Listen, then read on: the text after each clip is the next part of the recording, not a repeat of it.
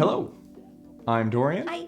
Joined by my wife and business partner and all-around great gal, Ashley Weston. Hey guys. Hey. So today we are talking, Ash, about the essential items for springtime. Finally! I know. It's finally warming up!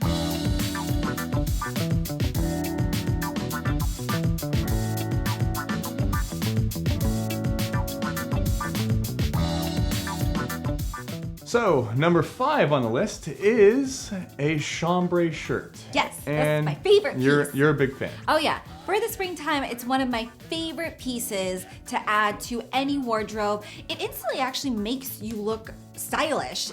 In a weird, it's like dummy-proof. You just throw on a chambray shirt, as long as it fits well, already you're 5 steps ahead of the average guy out there. So I really like chambray shirts because you can easily layer them underneath a sweatshirt, crew neck or V-neck sweater.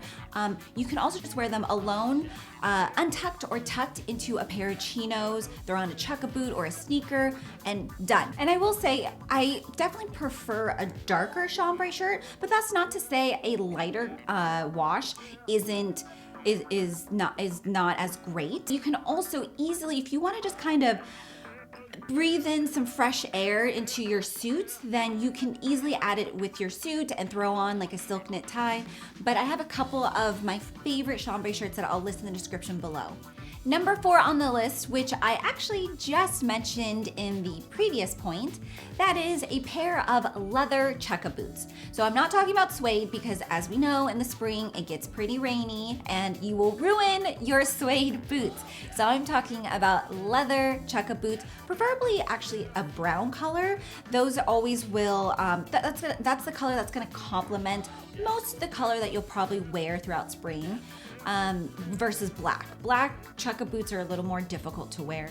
And the third one on the list for spring essentials is, I hope you assumed this is going to be on the list, a lightweight jacket.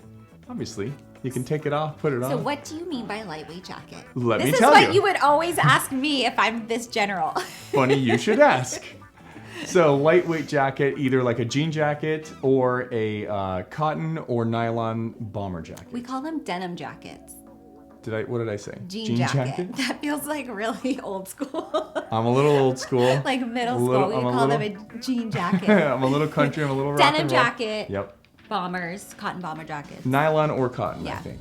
So Ash, what is the reasoning behind these two types of jackets specifically? Well, one, they're really easy. Like if it gets a little chillier, they're easy to layer on top without being too warm where now you're just starting to sweat. Also, they're just lighter weight, so it matches the sunnier weather that you're experiencing. It just, the entire look and feel and comfort of those types of jackets complement this season perfectly. Number 2 on the list is a sweatshirt. So I think it's really important that we point out what exactly makes a sweatshirt a sweatshirt. Common mistake, made it myself. Sweatshirt, thicker material, like a thicker cotton, jersey kind of material. Typically has stitching that kind of goes across the front of the neck. It's almost, I can't even think No, of it's always a crew neck. It's always a crew neck as well. And it is typically in gray, like heather gray, blue. It can also come in black. I mean, it comes in a lot of different colors, but the typical vintage sweatshirt look is that gray sweatshirt. Yes. So now that we've got that established, that is not the same thing as a sweater. Trust us on that one. Yeah, so sweatshirt is a lot more casual. I love it for this time of year because you can, again, it's one of those layering pieces where you can put it on top of another t-shirt so that you get kind of like a double layered look. I always love when a little bit of sliver of like a white t-shirt is exposed from the neck area. Of the sweatshirt, yeah. But you can also just wear it on its own now, and then with a pair of chinos or jeans.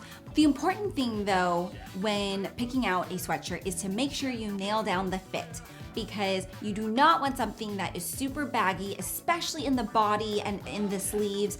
You don't want that. You want a more fitted sweatshirt. So I'm really, really particular with the ones that I recommend out there and that I put on my clients. So I will list all of my favorite ones, which there's only a couple of them. There's a handful of good ones, yep. In the description below for you to check out.